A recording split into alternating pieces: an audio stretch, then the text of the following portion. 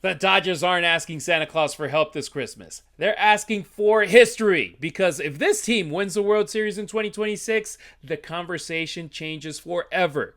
3 straight titles doesn't just make you champions, it makes you immortal.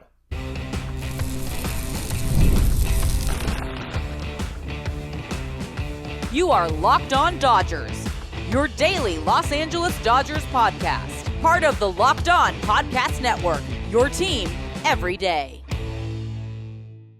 What's up, everybody? I'm Harry Ruiz. That's Travis Rogers, and it's time for Locked On Dodgers, part of the Locked On Podcast Network, now the #1 sports podcast network. Today's show is a little different. It's the holiday season, and instead of breaking down box scores or contract clauses, we're sitting down with the Christmas wish list. This is the Locked On Dodgers 2026 Christmas special. 3 segments, a lot of wishes, and if even one of these come true, baseball might need to put a warning label on Travis Ravine. Travis, are you ready? Feliz Navidad. Merry Christmas, man.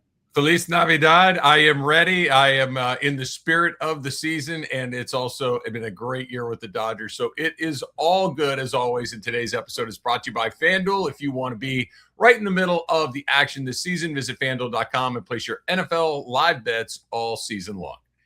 You can hear Travis every weekday from 3 to 6 on 710 ESPN LA, or catch the Travis and DeMarco show anytime on the ESPN LA app. As for me, when I'm not on the call for USC football or the Las Vegas Raiders, or you can check me out on Netflix on Christmas Day with the pregame show for both NFL games in Espanol, in Spanish. This right here. Yeah, thanks. Hey, it's gonna be a busy Christmas for your boy, but hey, that's what it's all about. And I'm staying busy right here. Locked On Dodgers, man. I love it. This is home for me. This is where I get to lock in with you. To talk Dodgers baseball with tons of our Dodgers brothers and sisters. And honestly, there's no place I'd rather do it. If this is your first time checking out the show, welcome. We really appreciate you riding with us. And to our everydayers, you already know you are the backbone of this podcast. None of this happens without you. Are you watching on YouTube? Make sure you hit like, drop a comment, and subscribe so you don't miss an episode. And if you're listening on Apple Podcasts, Spotify, or wherever you get your podcasts, a quick 5-star rating really helps more Dodgers fans find the show.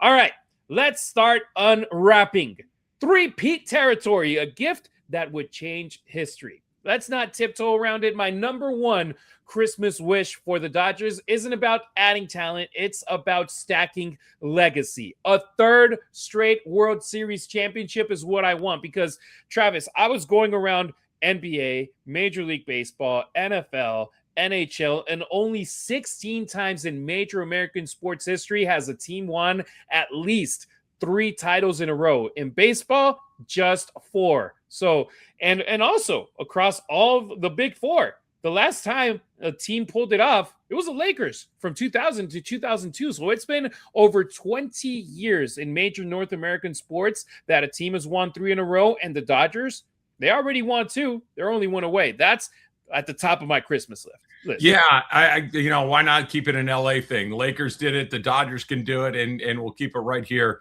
in Los Angeles. I agree here. And what's crazy too is it was so close to being a win the World Series and just miss, which is so typically how it goes, where you don't make it back into the tournament, or you get in the playoffs, you get beat. The fatigue, the endless amounts of games finally starts to catch up to somebody. I know we can say it with a smile on our face right now, but we were this close. We were the length of Will Smith's cleat from losing the World Series. There was and that was the most obvious example, with the ball that sticks in the wall, everything else. To have an opportunity to win 3 in a row, this is what it takes. You have to be incredibly good. You have to be incredibly healthy, and you got to get just a little bit lucky. And they did. And that's the way that these things go. And look, I would love a 3-peat. I would love more of the same. I would love to be able to do this show for as long as we can, and all we do is talk about World Series titles. But just in the interest of Santa, or the baseball Santa, whoever's in charge of these things is listening, I just want to have the same people in charge for as long as possible, making good decisions for as long as possible, because that's what's put them in this spot. The players obviously play the game and win the games and contribute, but the people that put this group together, that put the pieces on the board so they can go do what they do, more of that, because eventually just something isn't going to break your way and you're not going to win the World Series. But that doesn't mean anybody did anything wrong. It just means you didn't win the games that you needed to win. So as long as this group is together, as long as the people making the decisions stay together, this team is going to have chances to win World Series for many, many years. It's incredibly exciting. And that this ownership group stays owning the Dodgers for as long as they can and want, which they seem to have an infinite amount of money in their banks accounts with that business that they have. And hopefully that's the case, because if they stay with the Dodgers on the long haul and they don't think about getting rid of the team and keep investing the way that they are, they will keep those people in the front office. They will keep investing on this team as much as they can. And right now, we know without no salary cap, they can spend as much as they want. Once it comes, okay, start making the right decisions where it's like, okay, let's grow our players, let's do it a different way. But I feel like the Dodgers would still have a great opportunity. I do too. I think that if in fact some salary parameters do come in, whether it's a salary cap or something else, I still think that they will be right near the top of the pack, because their success is not solely driven by their economic might. It's a piece of it. I'm not crazy. I realize what they're able to do just with the power of their wallets and the power of their economic engine that Dodger Stadium creates, that the local television grid creates. Like I get that they have advantages that other teams don't, but they also are better at this than other teams are. So even if you kind of narrow the way that you can go about doing this, I still think they're going to be right near, if not at the very top, because they're smarter than most of these other teams. Yeah, and the cool part here, if the Dodgers win another one next year, this era stops being debated and starts being defined. It would push the Dodgers. Yeah, is it not already? I mean, I think it is, but it would just be like on another level, though, because how many teams have won World Series in the double digits in World Series history? Yeah. 2. Yankees, Cardinals. That's it. Right. Dodgers need nobody one more. else. Yeah, Dodgers need one more, and they would get to that level. I mean, the Yankees haven't won one in forever, and the last time they were like big time relevant with consistency in the World Series, we got to go back to when they last got their three-peat, 98 through 2000, which was the last time that had happened in Major League Baseball. And that's something where it's like, hey, they might not be shaking because they won all those World Series before the World War II and all that, but they would be like, man, if you look at this century, it would be like, oh boy, now the Dodgers there, because if you look last decade, by far Dodgers. If you look the last 20 years, the Dodgers are way up there. If you go back to the early 2000s, then it's going to be with the Dodgers winning another one. It's like, man, we're screwed. The only team that I think has a claim, and I think they're second. I think the Dodgers are clearly number one over the last 10, 12 years or so. And Dodger fans, you're going to hate what I'm about to say, and I know how you're going to respond to this. It's the Astros. The Astros went to the American League Championship Series or better 7 years in a row. They won a couple of World Series in there. I know one of them is incredibly tainted, and it came at the expense of the Dodgers. I understand that. But this is a team that was in the semifinals or the finals every year for nearly a decade. But the Dodgers have 3 World Series titles. None of them are tainted. None of them have the stink of what the Astros put on it. So it's clearly the Dodgers is the number one, but the Astros at least can look and say, hey, we've been really good for 10 years in a row. And I'll go back 15 years, and this one hurts even more when I can still, it rings in my ears when people say 3 and 5. I know exactly what it means. And I hate those, you know what, up there in the Bay Area. And that good one run. Is like, okay, it's a good run, definitely. But you win 3 in a row, and it's like 3 and 5. Who cares? We got 3 and 3. So yeah. Exactly. 2 and 2. Back to back has a great ring to it. Three-peat, that changes everything, because 3 in a row doesn't just make you champions, it makes you historic. It puts this roster, this front office, this entire era in a completely different stratosphere. And the scary part is that this isn't a dream scenario. This is a real Dodgers team that's built to chase something that we almost never see. So Santa, if you're listening, this one doesn't come in a box. It comes in banners. So that's my wish right there. Not only 3 in a row at that point, but to the Giants 3 and 5, it would be 3 in a row for the Dodgers and 4 and 6. Okay, so that's pretty darn good as well. So no, Dodgers have been on. I remember Andrew Friedman saying this on a television broadcast. I believe it was 2 or 3 years ago, and I kind of went, I don't know, bro. I understand your point, but he called it the golden age of Dodger baseball. And I get his point that they were winning the division year after year. They were in the playoffs year after year. And he was right. But it was also, don't say that when you haven't won the World Series. Don't say that when there's still the only World Series you won was in a pandemic shortened World Series. And I count that just like I count the other ones, but it clearly is different than the others. It's not less than, but it's different. Now that you've got 2 full season World Series, now that we can look back at really the entire 21st century, and I know that the early part of the century got off to a very rocky, bumpy start, but they've more than made up for it. This has been the crown jewel of Major League Baseball franchises for the last 25 years, and there doesn't seem to be an end in sight. And you brought up the Giants, and I'll just throw a subtle jab at them. Yeah, they had those 3 and 5. How many World Series have they played in since 1990? I know. 4. That's it. The Dodgers, they've made it 17, 18, 20, 24, 25. They made it 5 times since 2017. So it's like, hey, I'll take that type of recent success instead of just a short span. And fortunately, now having a couple of commissioners' trophies, extra ones in our trophy case, it's like, okay, we can brag about those and throw those jabs over at our Giants counterparts. All right, coming up on Locked On Dodgers, the pitching wish list. And it involves turning potential into something downright terrifying.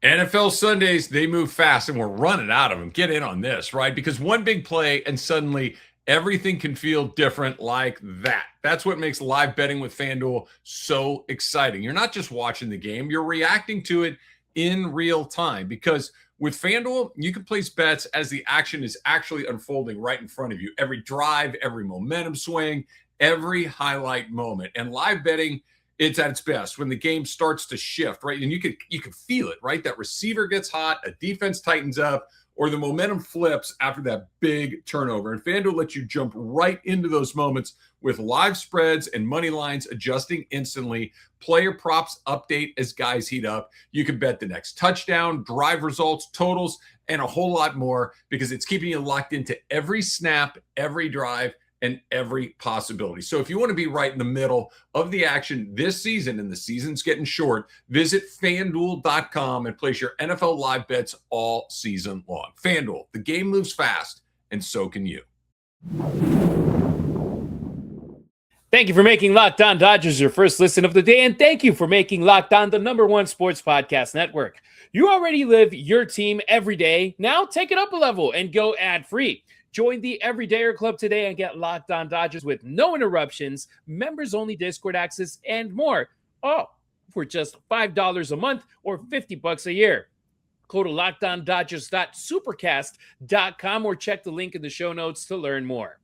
Unwrap the monster, the fully unleashed Roki Sasaki. If segment 1 was about history, segment 2 is about fear. My pitching wish this Christmas is that Roki Sasaki becomes the starter the Dodgers envisioned but couldn't fully unleash in 2025. And let's be clear, Roki didn't disappoint. He learned in his first season in the big leagues. New league, new ball, new hitters, new expectations. The Dodgers, they were smart with him. They ended up being careful. They ended up being patient. And it ended up working for September and October because without Roki Sasaki, the Dodgers don't win the World Series in 2025. But that's my wish, Travis. In 2026, have Roki Sasaki be a menace every time that he's up on the mound. Yeah, so I feel like I'm a broken record. The everydayers will understand where I'm going with this, that the Dodgers did such a good job with him. They were so good at understanding what it is that they had. And I mean that in the sense of he was not a finished major league product. He needed a lot of seasoning. He needed a lot of development and time. And what the Dodgers were able to do is bring in a player with immense talent like Sasaki has and say, okay, he's not ready. Go put him back in the minor leagues. Just let it cook a little bit longer. Put it back in the oven and let's see what it looks like in a month, 2 months, 3 months, 6 months. If he's a little unhealthy, get him healthy. If he needs, it says fastball velocity has started to dip like it did. Let's get him some rest. Let's build him back up. Let's get that velocity back where it was. These other teams that were in on the Sasaki sweepstakes, they wouldn't have had the luxury of doing that. They would have needed him to pitch in the major leagues all season long and could have broken the guy both physically and mentally. The Dodgers were able to avoid that. So that's number one. Number two, anybody that was paying attention to this knew that the rookie season that he had was pretty predictable.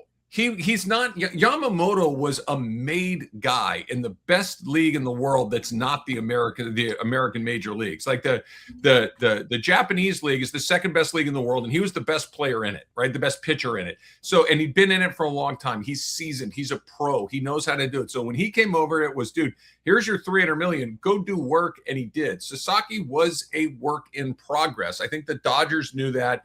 I think when he got sent down right away, there was some of this. Hey, what's wrong with him? Nothing was wrong with him. This season is a little different. This season is you contributed to the World Series in a real way. You got some real major league experience under your belt in the highest leverage situation. And by the way, as good as he was kind of up and down. There were some days where he wasn't particularly good as well. So I think this all leads to him having a really strong sophomore year. I don't know if he'll be in the rotation to start the year. Maybe he will. Maybe he won't. Maybe he'll be somebody that you kind of fill in.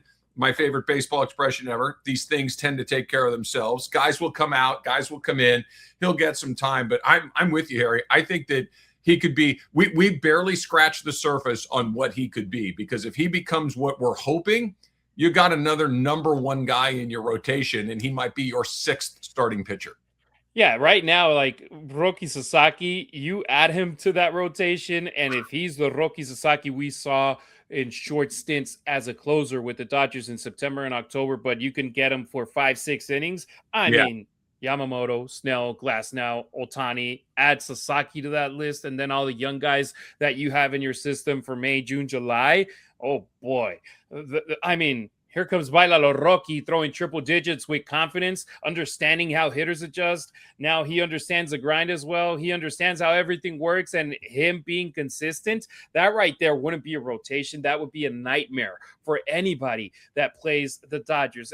And the beauty of it, Travis, is that he doesn't need to be the guy. The Dodgers already have the guys that have already won the Cy Young Award, like a Blake Snell. They already have a guy that has been the World Series MVP in Yoshinobu Yamamoto. They don't need him to be Clayton Kershaw like Kershaw was for the Dodgers in the early 2010s, the mid 2010s, where it was like Kershaw, and we need him to win 20 games for this team to be aspiring to win 90 plus in the season. If the Dodgers don't win with Kershaw 20 plus, we're in trouble.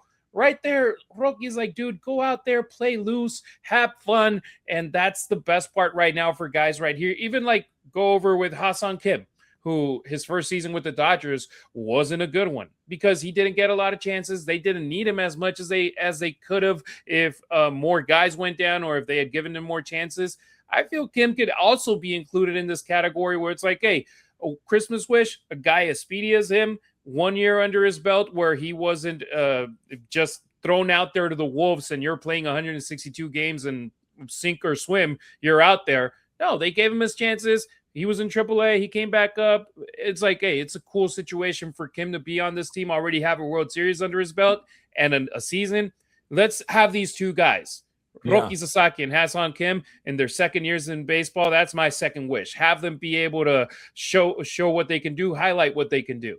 I'll throw a couple more guys in there. I like you putting Kim in there. I think he's a perfect example of a guy that you just want him to be a little better in year two than he was in year one. Maybe that comes with more opportunities. Maybe that comes with the experience of having a whole year under your belt. But let's have Andy Pages be better in year three than he was in year two. Have Dalton Rushing be better in year two than he was in year one. Like, you know what you're going to get from Mookie and Muncy and Freeman and Edman and Teo and Shohei and all of your made guys. You know what they're going to, they're going to have a variance of about this much. It just, maybe a little bit better, maybe a little bit worse, but they're going to be who they're going to be. They're made guys in the major leagues. These other guys are new major leaguers or, just trying to stick in the major leagues. And Andy Pages hit 20-something home runs last year. We forget he was second on the team in home runs for the Dodgers last year. Can he get to 30? Can he do that? Can Dalton Rushing, be a more effective offensive player than he was a year ago? Can Kim handle the bat in a more effective way than he did? We know he can run. We know he can play defense. We know he can do those sorts of things, but can he hit? So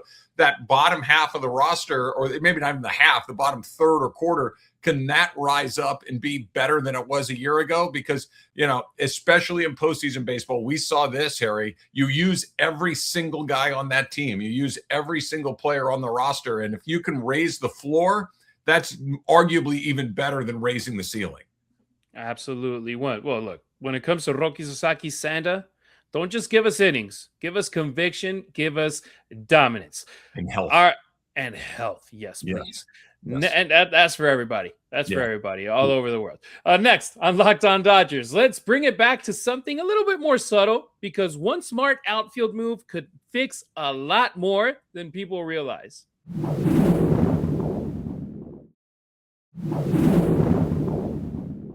Don't forget to follow Locked On Dodgers not only on YouTube, but on X, Instagram, and TikTok as well. You can find Travis on social media at Travis Rogers on X and Instagram. Meanwhile, I'm at Harry Ruiz on X, at Harry_Ruiz on Instagram, and at Harry Ruiz_ on TikTok. This ain't baseball related, but I just dropped a cool Instagram reel and TikTok video about how I got to sit courtside at the NBA Cup for free. Go check it out. It's a tutorial. Right, go check it out. Dear Santa, one more outfield puzzle piece. For my final wish, let's talk roster bounce, because the Dodgers don't need a superstar outfielder. They don't need a flashy name. They just need a real everyday center fielder, someone who can be out there most nights, who has a great glove, who has consistent at-bats, and no drama. Because once you lock that down, I think it's the final piece missing for the Dodgers. You send Andy Pages over to left field. You send Teoscar Hernandez to right field. And where else is there a hole in this roster? I don't see one, Travis. No, that's the most obvious spot for improvement. I know he was terrible in the postseason, other than that incredible catch he made in center field in Toronto. The Pages really struggled with his bat.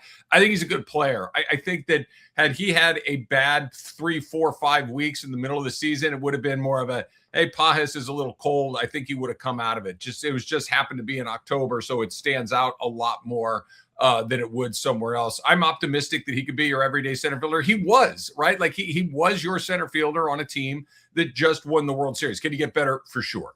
And I think, to your point, Harry, it does have a little bit of a trickle-down effect as far as how it helps the rest of the roster. I think that if you're Brandon Gomes, if you're Andrew Friedman, you really got to try to find a way to get Teoscar Hernandez back to left field. That's where he needs to be. He's barely okay in right field. I think that what did we talk about a week or two ago here on Locked On Dodgers, where Dave Roberts said something along the lines of, he is adequate defensively. That you don't want adequate. You want something better than that. You certainly want his bat in the lineup. So Teo is, assuming he's still here by the time the season rolls around, I would love to see him in left and Pages in right. He's got that big arm right there. But, the options in center field seem to be getting a little thinner along the way. The Dodgers are clearly not going to do something rash and quickly. It's not how they operate. So if a guy comes loose, they'll make a move for a guy. I still think that second base piece could solve some of this. If Edman can get healthy enough to go to the outfield full time, then maybe you have a second base hole that you could fill. And again, the Dodgers do what they do. They have a lot of guys that do a lot of things, so they can mix and match and put pieces wherever they want. But I'm with you. A center fielder would be a nice thing to find under the tree. That's for sure. And look, we've seen defensive substitutions late in games that they can end up saving you, i.e. Andy Pages in the World Series in Game 7. But you would ideally have somebody out there that, for example, fortunately, that ball didn't go to Oscar's way late in the game where the Dodgers were trailing by 1 or 2 against the Blue Jays and blew it wide open for Toronto while he was out there on the field. Adequate wouldn't have been enough for the Dodgers in that case. So it's like, okay, have him out there. Or if Tommy Edman is playing center field and his ankle isn't at 100% and you need to make a big play in that instance and he can't, that's why you would like to have, for example, think about a Brendan Donovan, think about a Quan, think about Cody Bellinger, a guy that can be out there at center field and you feel 1,000% confident in him, like the Dodgers did with Belly in 2020, and he was a key figure of that outfield to get important outs in big moments and big plays. Or Mookie Betts, when he was playing at right field, a ball went his way. You're like, the only way Mookie don't catch it is if it goes over the wall. And even if it's going close to like barely over the wall, he might be getting to that baseball. So I just want, as a Dodger fan, to like, and you had a great point with Andy Pages before the All-Star break. We were all pounding the table. Hey, he's an All-Star. Give him a spot. But then after the All-Star break, we started seeing his decline and we saw him hit a rock bottom during the postseason. So it's like, okay, is he a guy that can find consistency throughout 162? Because going 162, Travis, that's a hard trek for any athlete. It is, but here's why I'm optimistic on Pages being able to do it. Because, and I'm not trying to compare, but I think it's a good example that look at James Outman, right? James Outman came in and was, wow, this guy's really, really good. And then the pitchers adjusted to James Outman and he never really got it back. Like there was never a point where you're like, oh, okay, that's the guy we saw through the first couple of months of the season. Andy Pages shows up. You're like, oh, wow, he's really good. And then the pitchers adjusted to Andy Pages and he cooled off. Well, what happened after that? Andy Pages kind of figured it out. And then he came back and became more of a regular performer. And then he's dipping again right now. I think he will figure it out. That once you realize that this is kind of a game of adjustment, counter adjustment, counter adjustment, counter adjustment, that's the secret sauce to being a major leaguer, is never locking into one thing. It's being able to constantly adjust to the way that you're being pitched or the way that you need to pitch if you're on the mound. And he's shown that he's able to do that. I'm excited about him. He was not a guy that showed up, they figured him out, and he never figured it out after that. I think that he's a smart player. I think that he's a good player. And look, if the season started tomorrow, Harry, and Andy Pages were in center field for the Dodgers, I'm okay with that. Let me rephrase. I'm more than okay with that. I'm happy with that. I think he's a very good player, and I think he'll continue to improve. Doesn't mean you stop looking around, but if he was your guy in center field, I'd feel pretty good about that. Yeah, and look, the Dodgers, they've given themselves, with the way that they've constructed this roster, with the way that they can invest in it, they've given themselves a margin of error that most teams don't have in baseball, where you can have an Andy Pages out there, and even if he doesn't have a fantastic season, you're still going to be not only in the playoff hunt, you're going to be more than likely. Look at last year. It wasn't the best year the Dodgers. It was probably the worst regular season for the Dodgers that they've had in 5 years. Yeah. And they still won the division. And they still had the number 3 seed when it comes to record-wise to host the wild card round. And then even though they didn't have home field advantage in the NLCS, in the NLDS, or in the World Series, they still won them to get another World Series championship in their trophies. So I agree. I'm cool with Andy Pages, but if I'm able to ask Santa Claus for a gift right now, a final one, it would be give me an everyday center fielder that I'm not going to be asking, hey, do we have a margin of error because we got this guy out there? And we're hopeful. Pages is our guy. He's only been with us in Major League Baseball. So our guys, we like him. But at the same time, I like World Series championships, no matter if it's with our guys, with other guys. I'll take him. The 2021 was special. Corey Seager, Cody Bellinger, Walker Buehler, all those fellas that the Dodgers drafted, and Max Muncy that they brought in from pretty much the street. Like, it felt good winning it that way. But to be honest, I celebrated the 24 and 25 ones where they ended up getting a lot of free agents in there as well. So give me another World Series. Give me Roki Sasaki being consistent, and give me an everyday center fielder, Santa Claus. Am I too crazy for this Christmas list, Travis, or is it all good? It makes it fun, right? We want to get better no matter what happens. You want to improve your team no matter how far you go. In the case of the Dodgers, the last couple of years, back-to-back World Series titles, you want to continue to see the team add players. You want to see them continue to add talent, and they're going to, right? We already saw it with Edwin Diaz. You're going to see some familiar faces come back, whether it's with Gavin Stone in 2026 or River Ryan. Like, they have some guys that were incredibly important to what they did previously that were unavailable last year that are coming back because, like you said, Harry, this team has kind of cracked the code to the regular season. They've last year was about as bad as they could be over the course of 6 months, and they still won the division, and they still won the World Series. They have built in these redundancies in their pitching staff, in their offensive production, that even if you're having half of your rotation go down, well, here's a Robleski, here's a Sheehan, here comes this guy or that guy. There's always somebody else willing to step in and pick up some of the slack, and there's no reason to think that 2026 will be any different. And look, I'm pretty sure the Christmas wish list for Santa Claus from other teams like the Phillies, the Brewers, the Blue Jays, they're all like, please let us beat the Dodgers. Please let us. It didn't happen in 2025. Hopefully, it ain't happening in 2026. So close, Travis, but no cigar. Nope. Yeah, man. Like that was the best World Series. Like I hope I get to see many more World Series, but I don't know if I'm ever going to see a better one than that. Like not only was it incredibly entertaining and competitive and exciting and mind-blowing, it was our team in the middle of it that ended up winning. Like had that been between the Twins and the Braves, it would have been bonkers, but that it was the Dodgers and the Dodgers on the right side, forget about it. Yeah, we're definitely doing special shows coming up with the World Series because, I mean, I was just thinking Game 3, 18 innings. Game 6, the finale, the way it ended was ridiculous. Game 7, oh my God. The Yamamoto complete Game 2. I mean, right there, I just spoke about the 4 games, and it was just like, it's fresh right there, and it's going to be there in my brain until the day I'm 6 feet underground. I know you didn't say it, but you mentioned Game 3. Shohei Ohtani was on base 9 times in that game. Oh yeah. Oh yeah. 9 times. Stupid. It's ridiculous. Yeah. And even so, Shohei was on base 9 times. He wasn't the hero that hit the home run to finally send us home to give us okay, I'm able to produce the Locked On Dodgers podcast and go to sleep when I thought it was going to be a quick one. Right. Will Klein. We haven't said his name. I mean, come on, man. What are we talking about? Yeah. I mean, hey, we're going over, but we're doing it having fun here on Locked On Dodgers. All right, that'll do it for today's pod. Thank you so much for making Locked On Dodgers your first listen of the day, and thank you for making Locked On the #1 sports podcast network. Did Locked On Dodgers make your Spotify Wrapped? Prove it on social media to secure a free month of our brand new Everydayer Club.